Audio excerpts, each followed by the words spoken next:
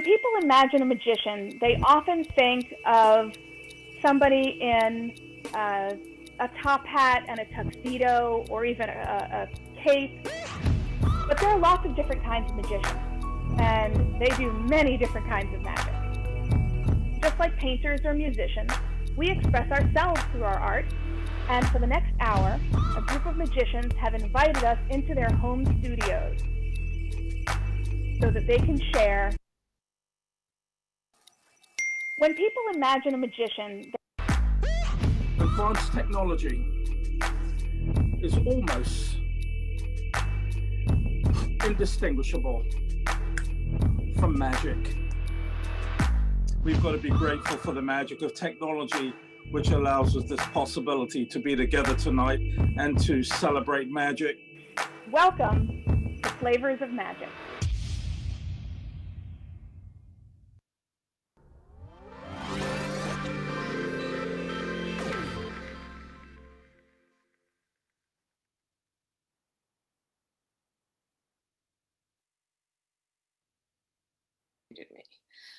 Welcome to the special Halloween episode of Flavors of Magic. I'm Sarah Krasson, Resourceress of the Society of American Magicians, and your host today. As always, we have an exciting international group of magicians inviting us into their home studios to share their art. One of them will also be teaching you some magic, so make sure you have a pencil or pen handy. Nothing fancy, just a stick pen will be perfect. That's all you need. First, welcome to everybody here on the Zoom. I see some old friends and some new friends that I'm just meeting. Please keep your cameras on so we can interact during the show. And because on Zoom, clapping doesn't work so well, instead, we use the sign language gesture for applause. So if you see something you like, instead of applauding, instead of clapping your hands, we're going to do this. Excellent. There are also reaction buttons that you can push. There's on the menu down the bottom, you can select some reactions, hand clapping, thumbs up gesture. And if you're watching on the live stream, then you have the chat feature. You can communicate with each other and you can communicate with us there. So if you see something you like, write it in the chat. Halloween is almost here. So today's divinely delicious deceptions celebrate ghoulies and ghosties and long-leggedy beasties and things that go bump in the night.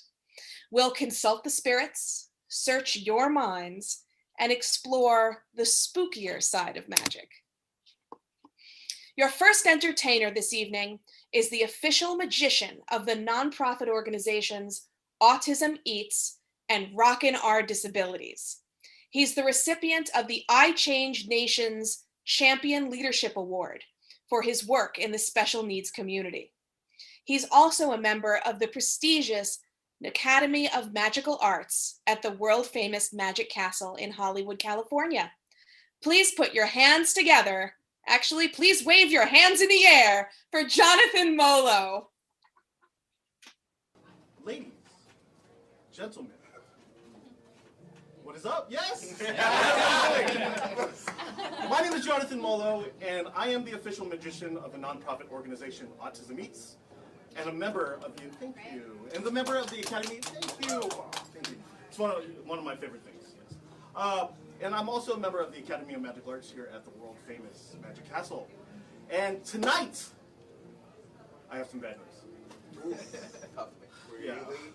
Through the state of California, I have to perform what is called a sobriety test. Okay, I'm out. Most of you are going to fail. Please open your mouth. See, she failed already. Don't trust a magician. Never trust a magician. But I'll give you another chance. She didn't know. She didn't know. So all you have to do to pass this test is to pay attention. Is everybody ready? Yes. Everybody watch.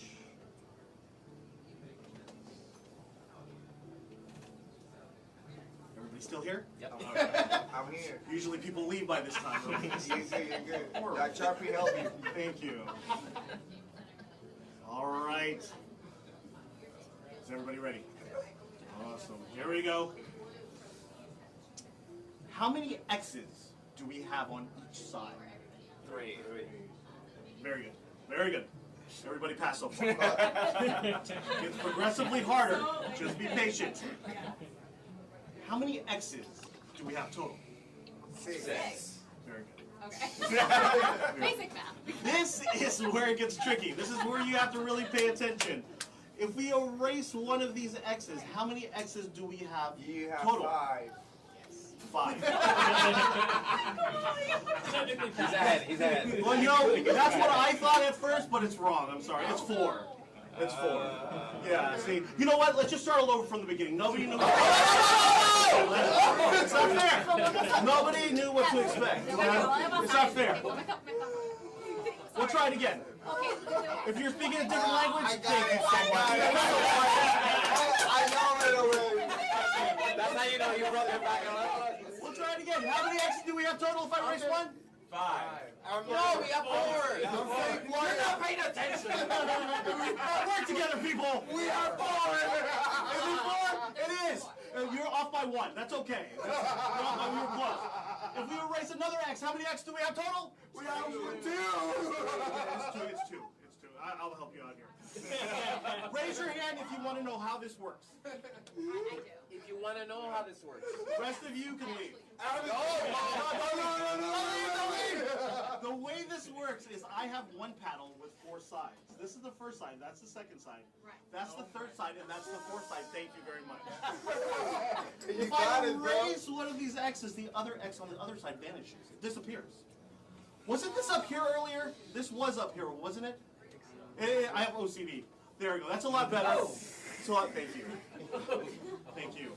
Here we go. We're gonna try something here. Hold out your hand, sir. We're gonna take the X just like this, like that. On the count of 3, you're gonna toss it up, and I'm gonna try to catch it. 1, 2, 3, up. Wait. Where'd it go?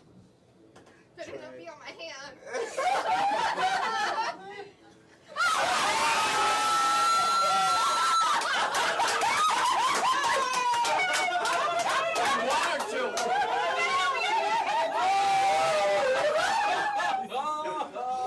What? So, before I leave you all tonight, can I share one more thing with you? Something special? You can share 2 if you want. 2? For you, 2. Yes. So, 5. I'm not that good. Bring enough stuff. So, in order to share something special, I need to borrow something special. Oh shit. Can I borrow your ring? Where is it from again? Oh, we actually built that at Smorgasbord. No, Argentina. What is that? It's No, not that wasn't Argentina. Argentina. No. It wasn't Argentina. No, it was Smorgasbord. This morning. Was it a magical moment that when you received it? Was it? No, he's gotten me a lot, but that one I got it confused. Oh, that's okay. There's no judgment here. That's fine. I want you to watch. The ring vanishes. Wait. It's back on your Hey, finger. you knew it was gonna I'm not that happen. good. I'm not that good. No. It's not back on her finger. No, llores por mí, Argentina. I want everybody to watch. It's gonna be on No. My hands have been in full view the whole entire time. In my back pocket, Watch out. I keep my keys. On my keys, securely attached, is a ring. No! No! Is that your ring? Is it? Yes! Go ahead, pick it up for me, please. That says Catalino. Well, we'll try it again. We'll try it again. This time you know where the keys are going. Can I borrow your ring one more time? Hold out your hand flat like a table for me, please. Perfect. A little higher. Watch.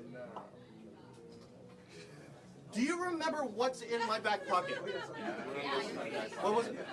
Yes, absolutely. In my back pocket, securely attached, is a ring.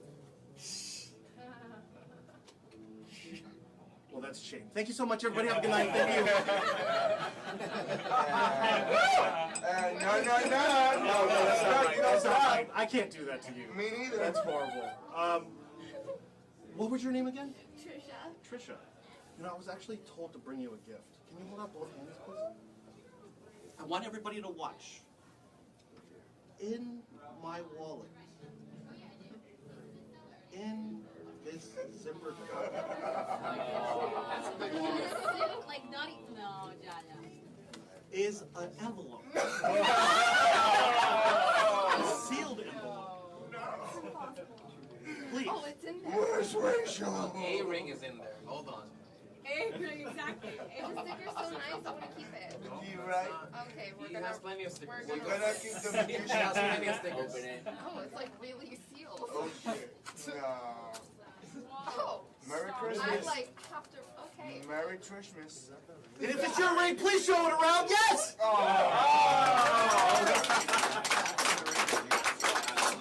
Once again, my name is Jonathan Molo.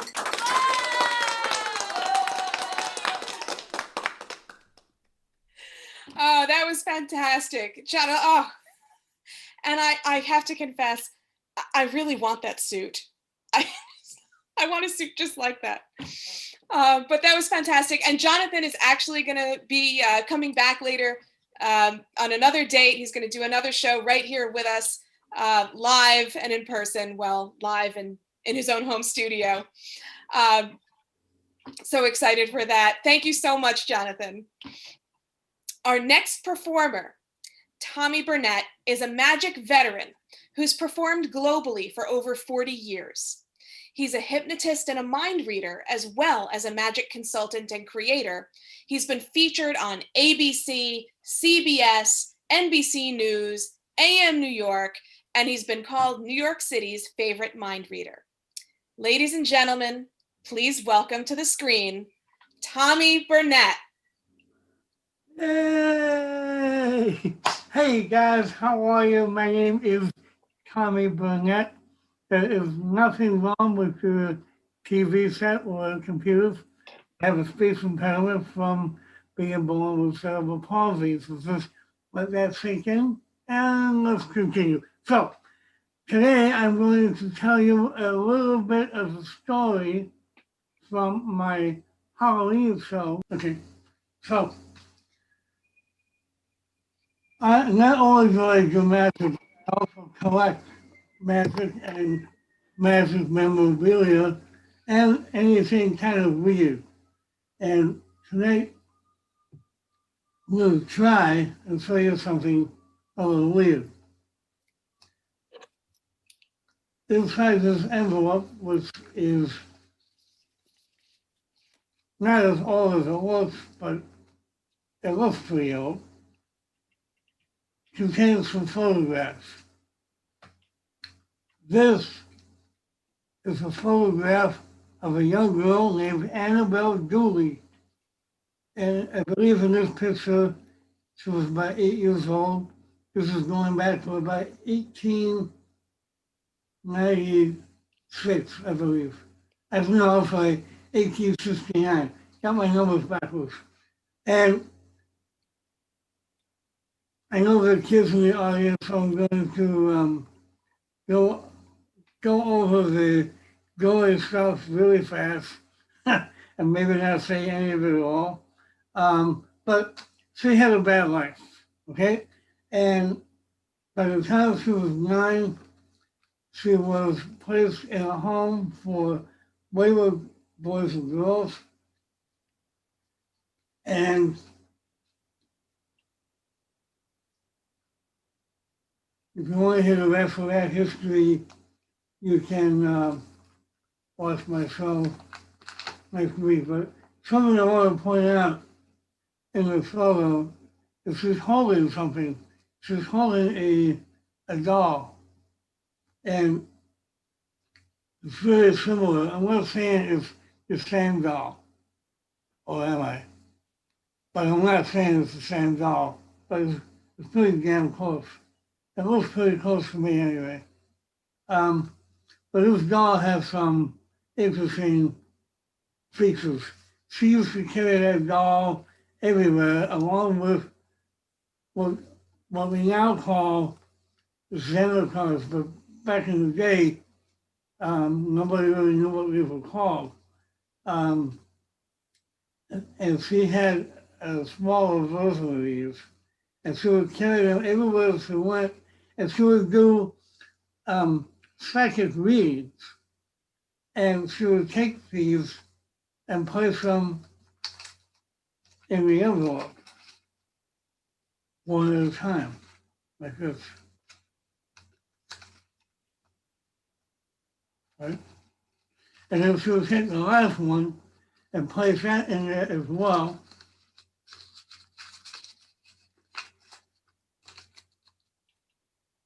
And she did this because it made her feel comfortable. I don't know why, but it did. And she would play with the doll on top of the cards. And according to her, it gave the doll a certain amount of power.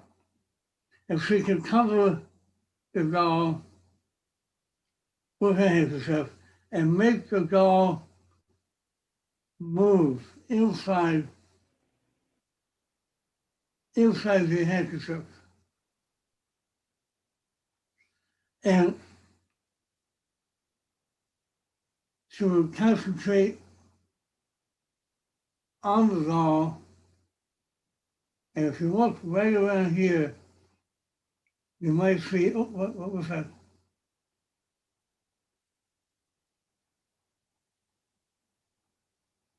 Oh, look at that.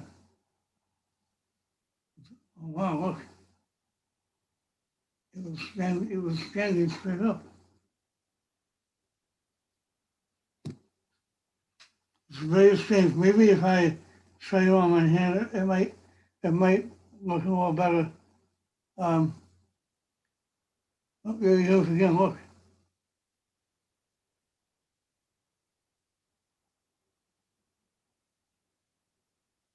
Whoa. Gentlemen, there's nothing holding this up. In fact, I can go to the other view here. You can see it's almost standing straight up. Now, Annabelle, I'm going to ask you, Annabelle, if you're with me right now, please give me a sign. Annabelle, oh.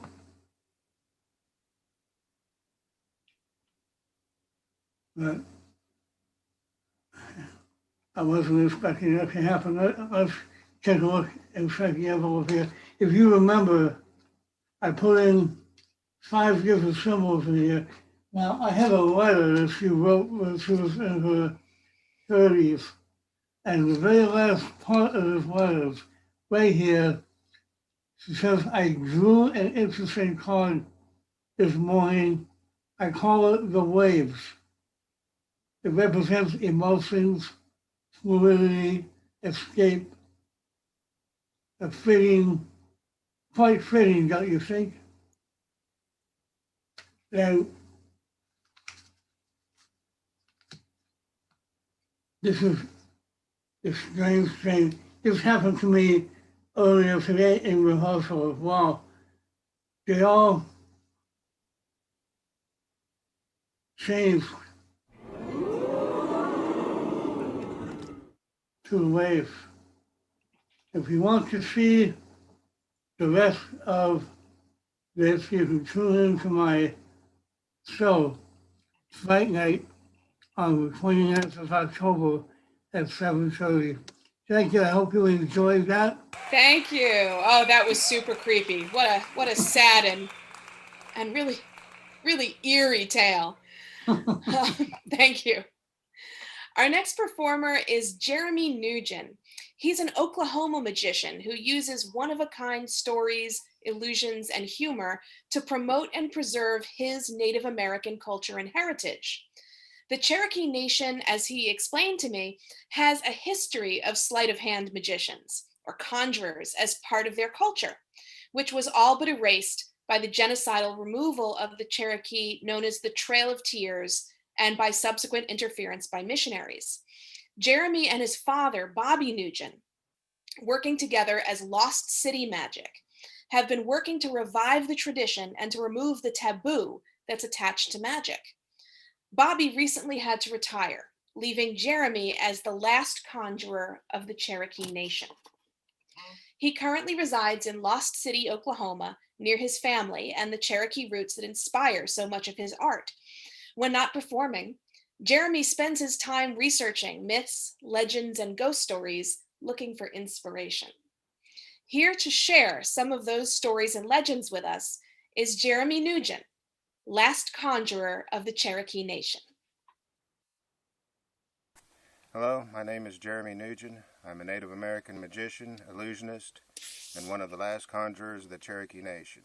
We're going to be presenting to you 3 effects that are unique, original, and hopefully one that you'll want to see again. Our first effect we're going to be talking about is the dream catcher. Most people see it as this, as something that you would hang above your bed and at night, and it'll catch the bad dreams in the net and allow the good dreams to go through. Its original use, however, was in a purification ritual. Before the Cherokees had the written word, we used pictographs, an artist's representation of what the word was. This is a pictograph of the dream catcher. We'll ball this up and give it to a spectator to hold, because we'll also be using this, a pictograph of a demon. The Cherokees believed that in every soul was a demon, a light and a dark half. The demon caused you to do bad things, lie, cheat, steal, even kill. We can't kill your demon, but we can bind it and trap it. We do this by drawing it out, making it come to life, and hopefully repossess you. We do this by using magic. We'll cover the demon up with a parchment, and we'll give it a name, the name of the spectator holding on to the dream catcher. And then we'll use the original spark of life, fire.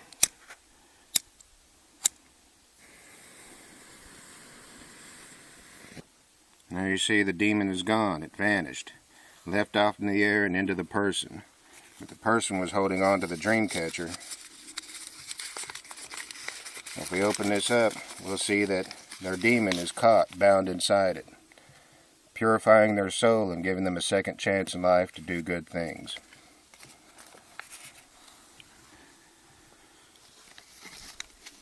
Now our second effect is a recreation of a famous legend. When photography first came into vogue, people had the superstitious belief that a person's soul would be caught in a photograph. The Cherokees went one step further and believed not only the soul of the living would be caught in it, but also the soul of a dead, the ghost. The story was that there was 2 sisters who was plagued by a haunted spirit. They went to a medicine man, and he took their photo, and then he built a ghost trap that he would catch the spirit in. Placed their photo inside.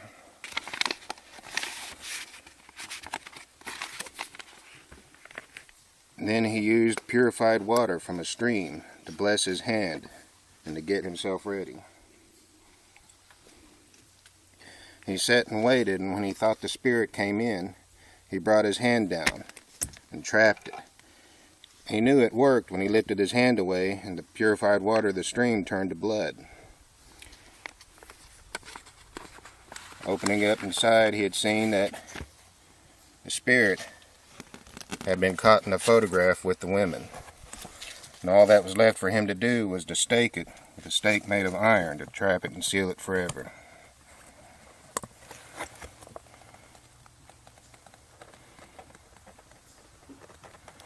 So he told the women that they can live their lives in peace and harmony, and whenever their souls passed on to the next world, the souls in the photo would go with it. The ghost, however, was trapped inside forever.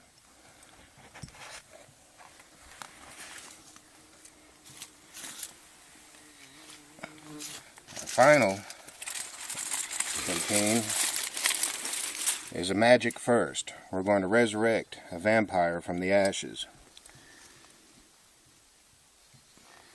To do this, we need the blood and the ashes of the creature. Now we're not going to resurrect it fully. That would be foolish.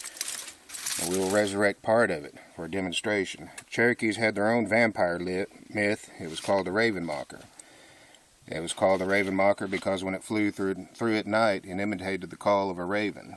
And it would come in and suck the person's blood and eat their heart. We'll have a spectator come up to witness it, and we'll have them make a fist with their hand and hold it over their heart. We'll also be using this, a parchment used to bind the creature, to hold it and to trap it. We'll take some of the ashes We'll place it on the parchment paper.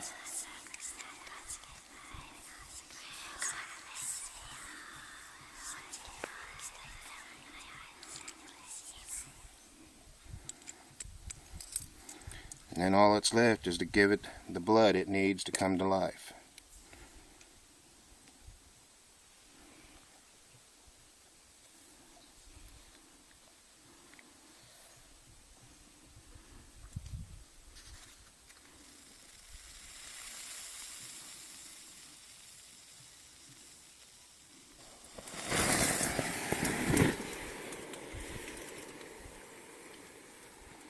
It worked.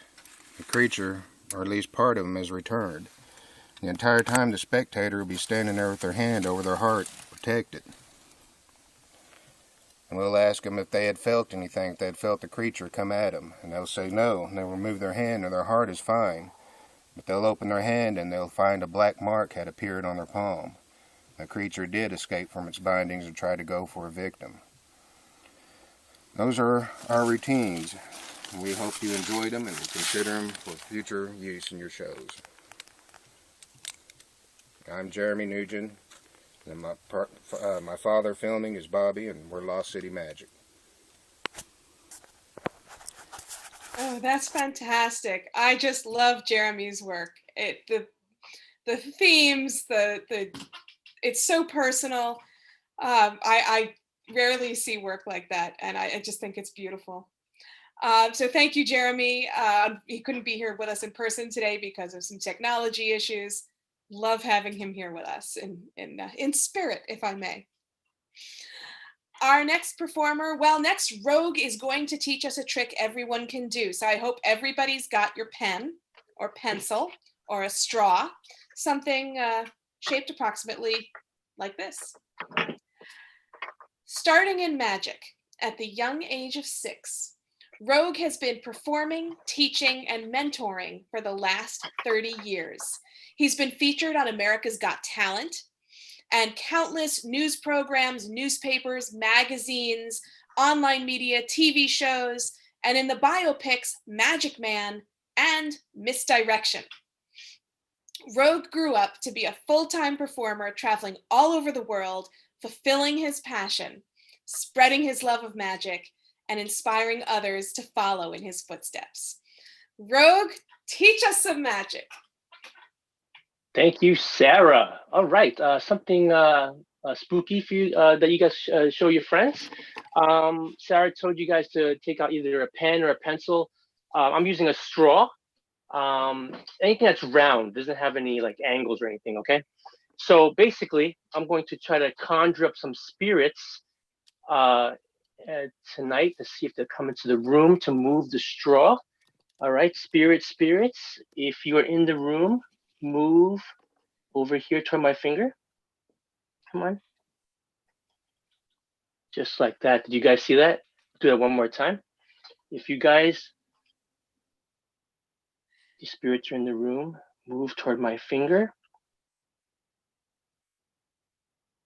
Come on. Okay. Don't dismiss it. I'm doing is blowing on it. All right. But there's a technique to it. So basically what you're going to do is get your pencil or pen. Straws are best because they're very light. I know it's hard to find straws nowadays. But what you're going to do is you're going to lick your lips. All right. Because dry lips, you're going to hear the sound of your blowing. All right. Lick your lips and your head is down and you're tapping over here for misdirection and you're actually blowing just like that. All right. And let me see if you guys can do this. I need a volunteer. Who wants to try this out? How about the kids? Yeah. All right. Can you unmute the kids, please?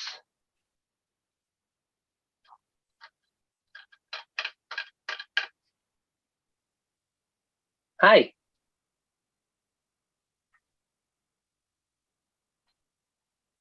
Hey, guys. You have a pen there, I guess? I don't know why I can't hear you. Sorry. All right. Okay, you can probably hear us now. Yeah, perfect. Okay, and what's his name again? This is Corin. Corin, how are you? Corin, so you have a pen there, right?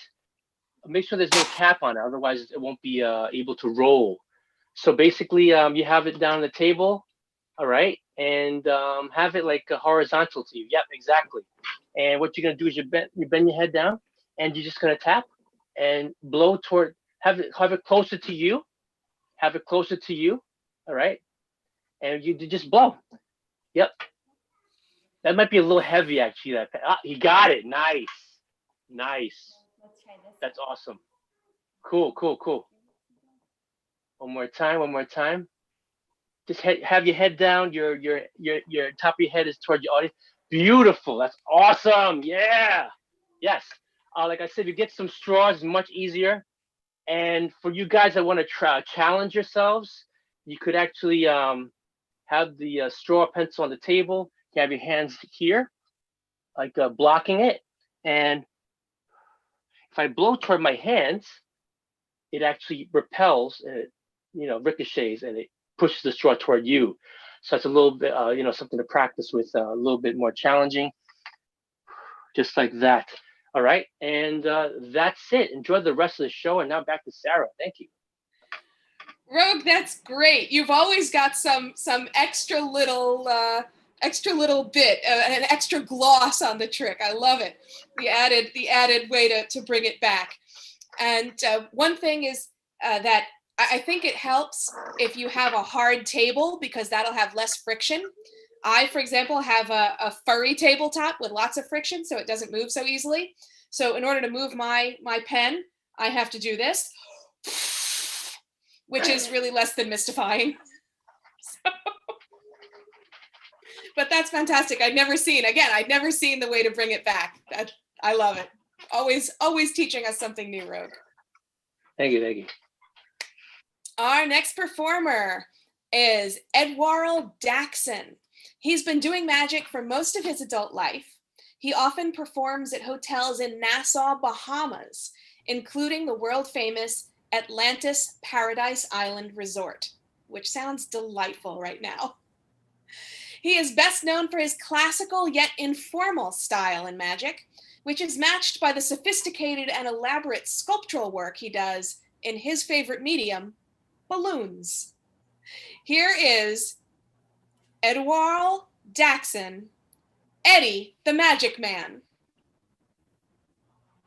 Hello, everybody. How you doing? Can you guys hear me? Everyone can hear me. All right, good. Yes, All we right. can hear you. Yes, my name is Eddie. I'm gonna try and do some magic tricks for you guys today. So I don't know if you guys like card tricks. I love them.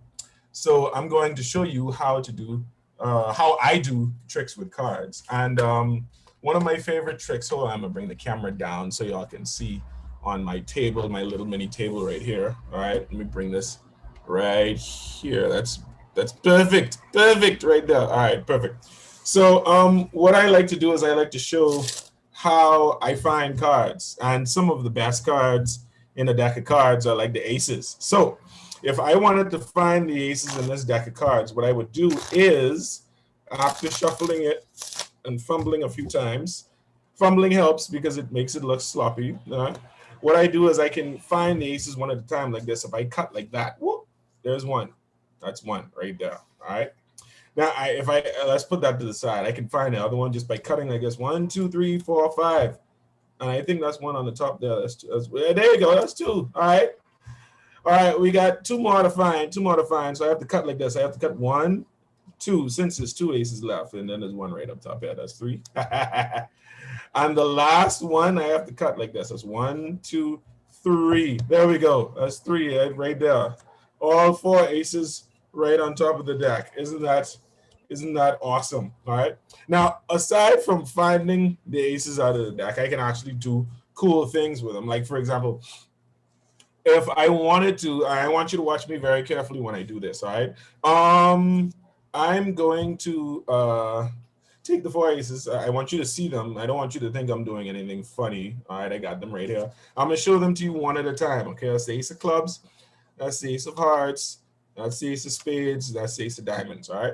Let's put these to the side because I only need these for right now. If I snap my fingers, I get one of the aces to flip face down. See, that's one, all right? If I shake like this, I get the second ace to go face down, all right? That's two. If I shake again, then I get the third ace to go face down. That's three. And this one, if I put that right there, I have to snap, pop, and shake. When I do that, then I get that one to flip face down.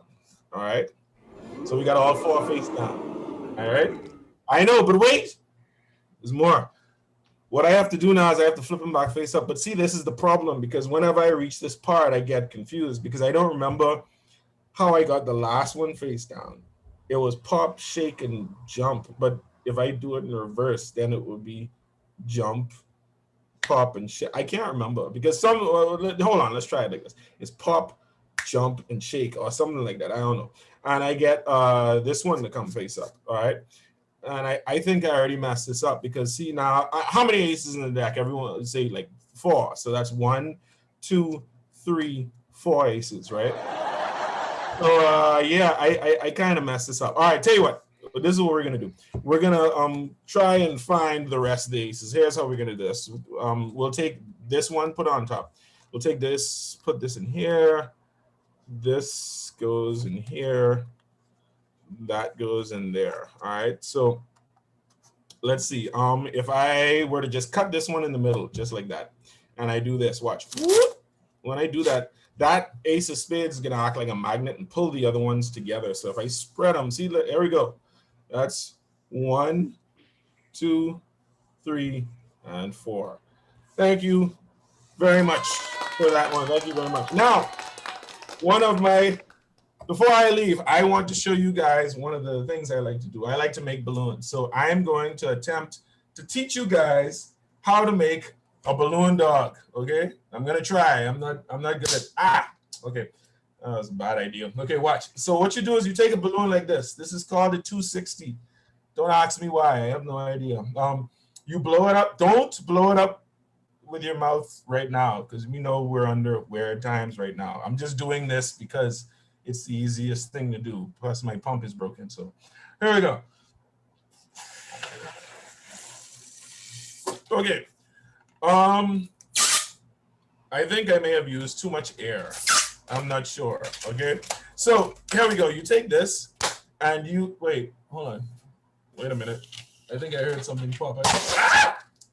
Okay, wait. All right, that's not gonna work. We'll just put that in there. We don't need that. I have another one. Don't be alarmed. Okay, so watch. We'll try again. Okay. Okay, so I think I put too much air. You put this much. This much is good. Okay, so watch.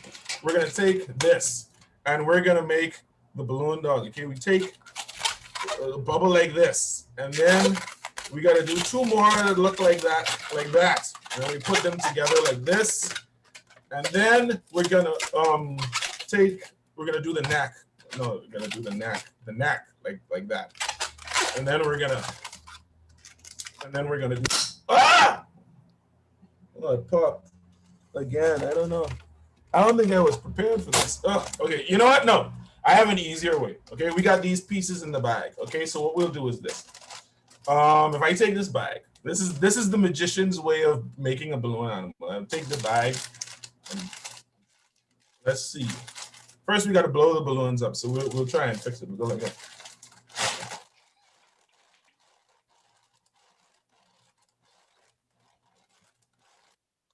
And then, whoop! All right. There we go. That's how it works. See, that's how a magician makes a balloon dog. All right. So thank you guys very much.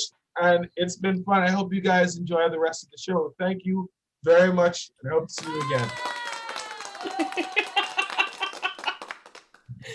Oh, that was so funny. I was not expecting that. Well done. Oh my goodness. So now, welcome. We all take a breath, change pace a little bit. Welcome to the magical world of Miss Sylvia Scepter. Inspired by all things Gothic and Victorian, our next performer presents magic with a flavor of the macabre and mystery of the universe. Miss Sylvia Scepter.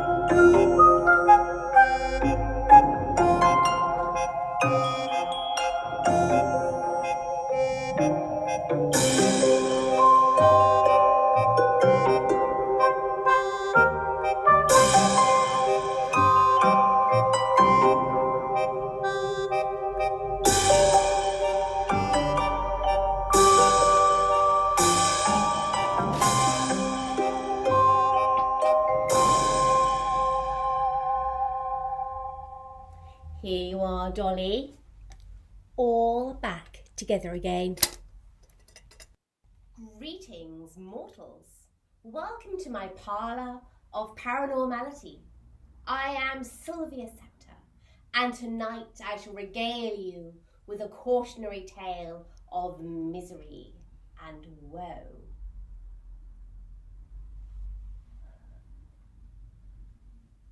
A superstitious lady once invited several of her lively, red-blooded friends for supper. As the group assembled, she counted the number of people present. On her right side, there were 1, 2, 3, 4, 5, 6. She was number 7. And on her left, 8, 9, 10, 11, 12, 13 people for dinner. Well, that would never do. Being superstitious, she knew that 13 for dinner was really unlucky. So she asked one of her equally superstitious friends to leave, which, under the circumstances, they were only too happy to do. Relieved, but still concerned, she counted the number of people again. On her right side, there were 1, 2, 3, 4, 5, 6. She was number 7. And on her left, 8, 9, 10, 11, 12, 13 people for dinner. Strange. She hadn't noticed anyone new arrive. She asked another person to leave. Now, she was convinced there were only 12 people for dinner, but something inside her said, count again. 1, 2, 3, 4, 5, 6. She was number 7. 8, 9, 10, 11, 12, 13 people for dinner. Was she caught in some hideous cosmic joke? She insisted another person leave. And then, just to be sure, she kicked out one more. And they all sat down for dinner. The next day, the newspaper explained it all, how they found 13 people in that dining room, their bodies blackened by death. Food poisoning. Bon appetit.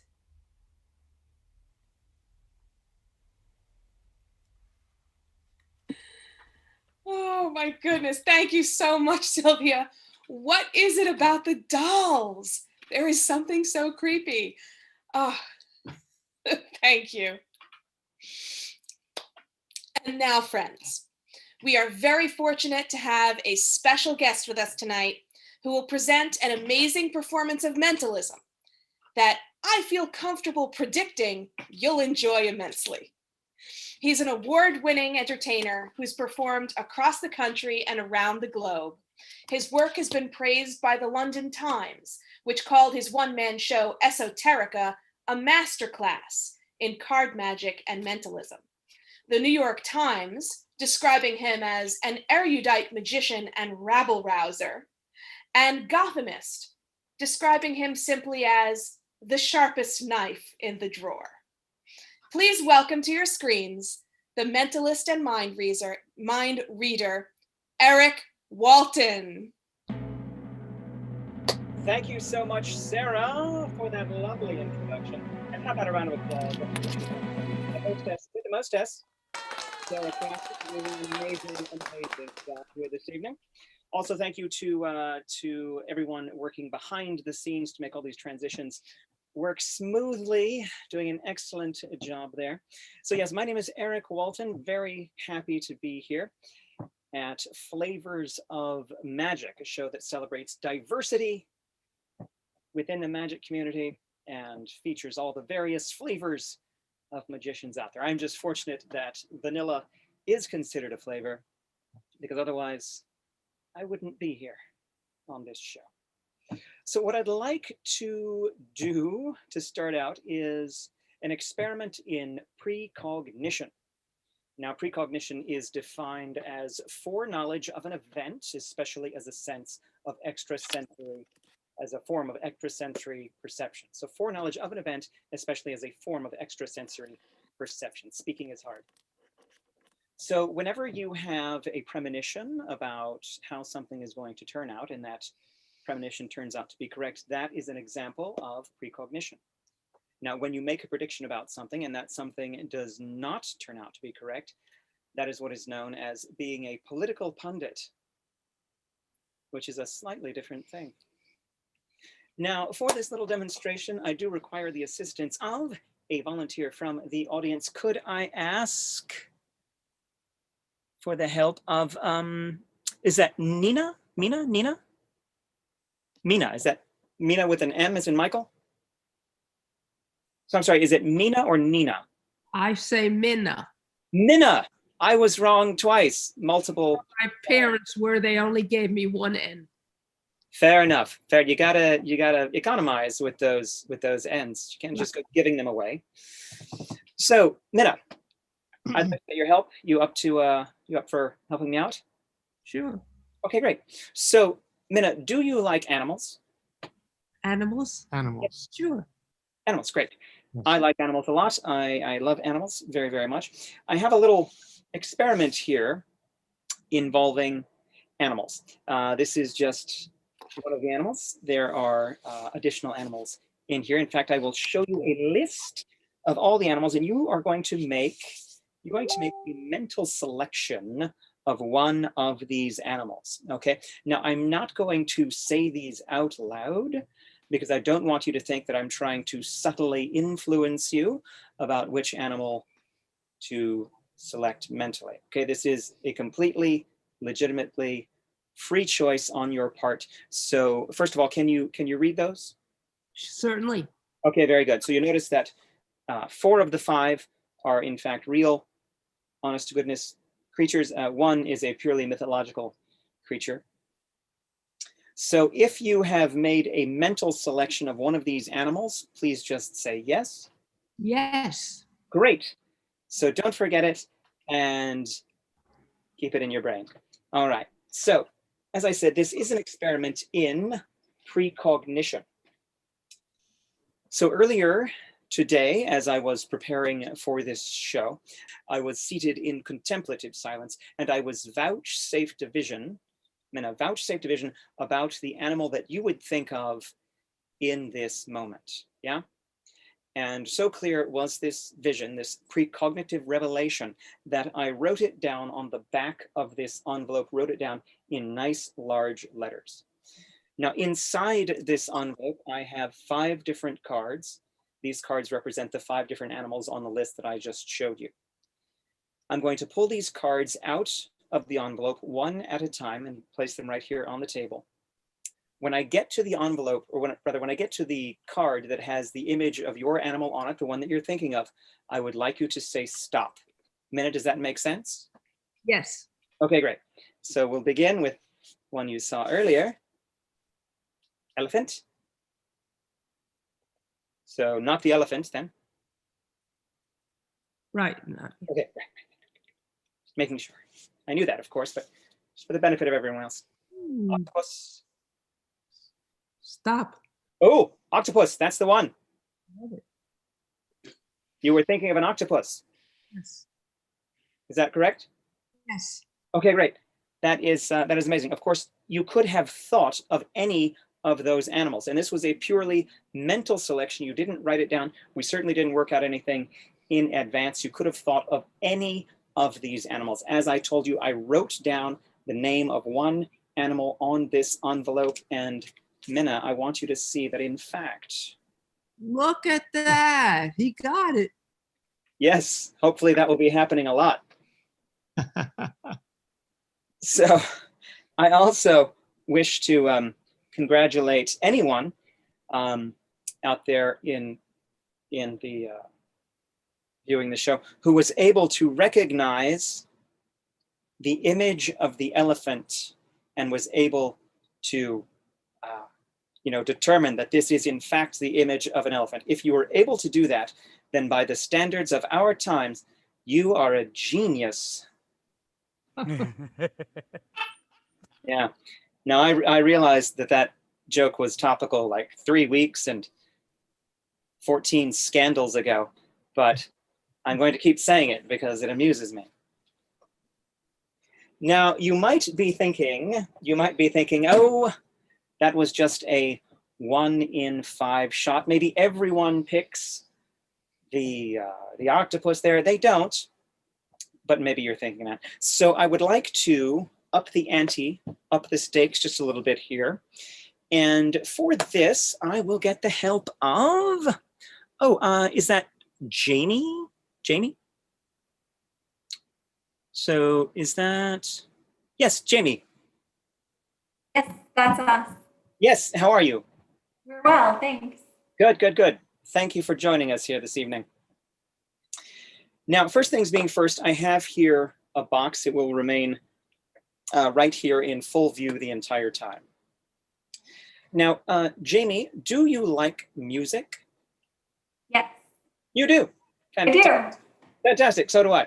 And you know what I have found is that the more interest I have in a subject, the more accurate are my predictions about that. So I really love animals. So when I make predictions about them, they tend to be right. I also really like music, and I've made a prediction about music here. And we'll see if it's right. Now I have here a little sketch pad, and on it I have written down the names of like the top 50 songs of all time. This is according to, I think it was Billboard.com. And there are some really good ones in here. I think you'll recognize most of the titles here if you are a fan of music. So we have, of course, Imagine, that is always on the top 10 lists. We have Bohemian Rhapsody, of course, by Queen. By the way, can you read these okay? Yes. Okay, great. I'm not implying that you don't know how to read. I'm just want to make sure that my writing is legible. That's all. Born to Run by The Boss. Creep, very appropriate for Halloween. And then a whole bunch of other ones. We have Every Breath You Take.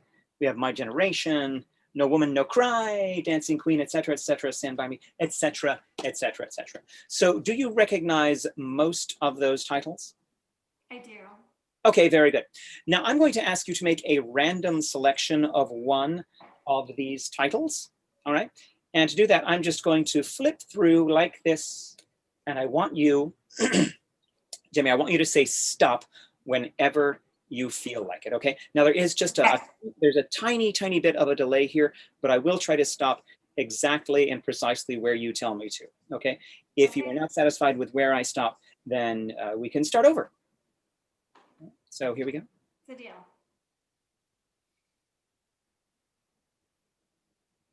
Stop. Oh, right there. Yeah. Is that good? You're happy with that? Yes. Okay, so this is, do you recognize this title? Yes. Yes, classic by Judy Garland, Somewhere Over the Rainbow, made famous, of course, in The Wizard of Oz. Now, if you had stopped me just one earlier, I would have been Creep, the aforementioned Creep. If you had gone one further, Jamie, Respect by Aretha Franklin, but something compelled you to stop right there where you did on Somewhere Over the Rainbow. Very interesting. Now, do you know the melody of this song, Jamie? Yes. Okay, great. Now, I've got this box. It's been here in full view the entire time. Now, inside this box, Jamie, I have another box. And you can see that it is sealed with not one, but 2 rubber bands. And inside this box, Jamie, there is yet another box. This is not a cardboard box, but a music box. Jamie, the song that you chose freely from that entire list of 50 possibilities was Somewhere Over the Rainbow, yes? Listen carefully.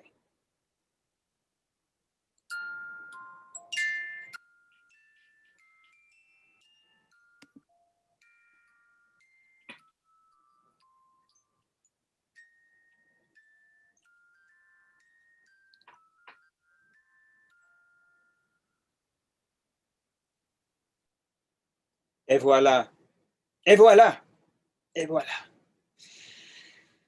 Do not worship me, I am but a man. I am but a man. Just a flesh and blood human being, just like you, only better. I'm kidding, I'm not better than you. Not at all. All right, well, Jamie, thank you so much for helping out. And let's see, could I get the help of Greg? Greg, would you mind helping out? So that's Greg, Phil, something. Yes. How you doing? How's it going? Yeah, fantastic. Really enjoying everything. Oh, fantastic. I'm so glad to hear it. That's the whole point, is for people to have fun. And I have my wife behind me, which you probably can't see, and my dog Shlomi. No, not unless you're married to the TV. I'm not seeing your wife there. But all right. Well, thanks for being here. And where are you joining us from? Austin, Texas. Oh, fantastic. Very cool. Fun, fun, fun. So, Greg, what I want to attempt now is an experiment in synchronicity. Now, synchronicity is defined as the simultaneous occurrence of events that are connected in some meaningful way, but which do not share any discernible causal relationship. In other words, weird or strange coincidences. Now, Greg, do you ever play cards at all? Not really, not anymore. Not anymore, not since the arrest. Exactly. Not since the incident.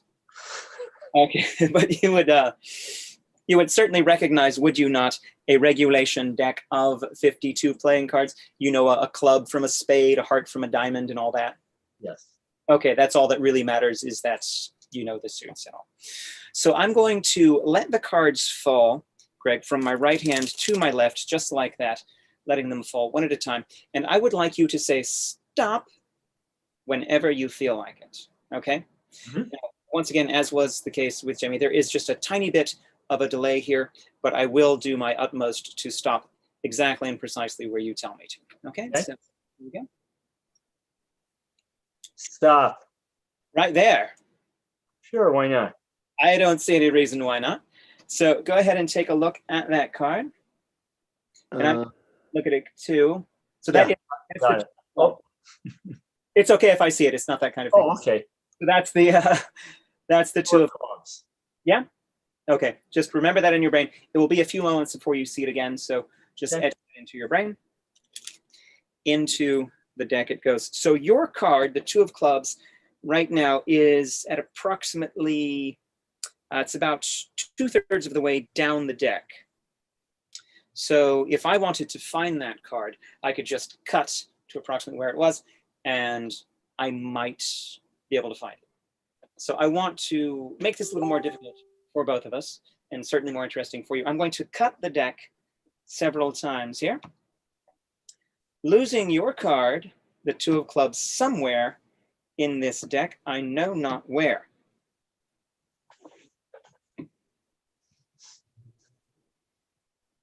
All right. So, Greg, your first decision was that you agreed to help me. I appreciate that. Excellent decision. Your second decision was to choose a card. You chose the 2 of clubs. Yeah? Mm-hmm. Yes. Okay, great. Now, your third decision is to tell me if you would like me to cut these cards again, or shall I leave them in the order in which they currently are? Order they currently are is fine. You're absolutely certain? Sure. Okay, very good. Very good. This will be important to remember later. Okay. You could have made a different decision, but you chose to keep them in the order in which they are now. So I'm going to spread out the cards like that, so it will be obvious to the more astute among you that with the cards spread out like this, it is impossible, whether it would be impossible for me to alter the position of any card in this deck without that action being terribly obvious to everyone. So the order in which they are is the order in which they will stay. So you have another decision to make, and in fact, I'd like to get the help of your wife if she's coming over right now. Okay, very good. And what is your name, wife of Greg? Michelle. Michelle, thank you for helping out. So, and so you folks live in Austin, Texas, is that right? Yes. Mm-hmm. That's very cool. It's a funny coincidence, actually, because my sister, she lives in Quebec, which is also a place. So isn't that weird? Yeah, it's pretty interesting. I don't know how this stuff keeps happening. Okay, so Michelle, serious business. What I need is a 2-digit number, and you and Greg are going to arrive at this number jointly. It's going to be a collaborative effort on your part, okay?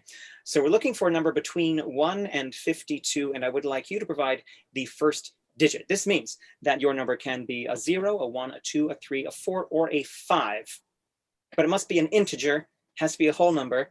Don't go giving me fractions and decimal points and whatnot. Integers only, please. Okay, 1. 1, oh, bold choice, a bold choice, ladies and gentlemen. All right, Michelle, thank you very much. Greg, your next decision. What will the second digit of this 2-digit number be? Will it be a 0, a 1, 2, 3, 4, 5, 6, 7, 8, or 9? 8. 8. So the number is 18. It's a 5. Yeah, see, I figured that out using only my brain. So 18. Now, are you quite certain that this is the number you want? Are you quite content with this number? Because you can change your mind if you would like. If you feel like you've made your decision too hastily. Works for me. My wife shook her head yes, so I have to agree. Oh yeah, absolutely. I get it. All right, so 18. So I'm going to count very slowly and very deliberately to the card that is at position number 18 in this deck, reminding you that you could have asked me to cut the deck again, which would have meant rather, that the card at position 18 would be totally different from what it is now. Watch carefully. I'll do this very deliberately because I don't want you to think there's anything going on here that is the least bit untoward. So we have 1, 2, 3, 4, 5, 6, 7, 8, 9, 10, 11, 12, 13, 14, 15, 16, 17, 18. Greg. Yes. Michelle. Mm-hmm.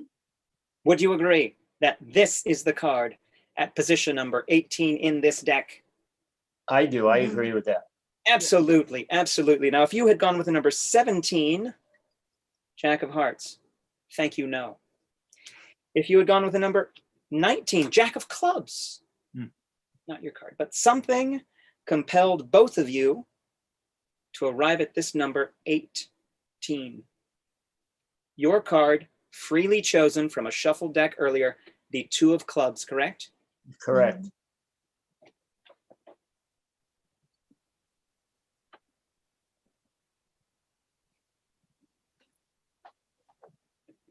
Say something because we can't see it. It's too small. There it is. 2 of clubs. Oh, bravo, bravo. Fantastic. Amazing, amazing. Absolutely amazing. Thank you. Thank you. Thank you. Thanks for including us. Oh, absolutely. Thanks for being here. Thanks for being here. Wow. I do not know how it works. Only Thank you so much. That was fantastic. Another round of applause. That was amazing. Thank you all so much for coming. I hope you enjoyed Flavors of Magic. Our performers are going to stay in the Zoom room for a little bit so that we can chat with the audience. So everybody stay put for just a moment. If you are watching, however, on the live stream or watching on demand later, and you'd like to see another show, Flavors of Magic, and be in the Zoom room, please reach out to us and let us know. Email us at info@flavorsofmagic.com. Our next shows are coming up November 5 and 19, December 3 and 17. It's every other Thursday at 7 p.m. If you enjoyed the show, please go to Flavors of Magic on Facebook and leave us a review. Follow us on Instagram to see when our next shows are and who's going to be on the cast. And I'd like to say special thanks to the Tank for working with us, the Society of American Magicians for their support. If you'd like to learn more about magic and you'd like to learn some magic, take a look at the Society of American Magicians, magicsam.com. Special thanks to Omar Illusion, our technical director, without whom none of this would have been possible. And I hope everybody has a great evening. Thanks for coming. A round of applause for our performers. We're going to show you some information about them. If you want to know anything else about them, find them on their social media, find their websites. Have a great night, everybody.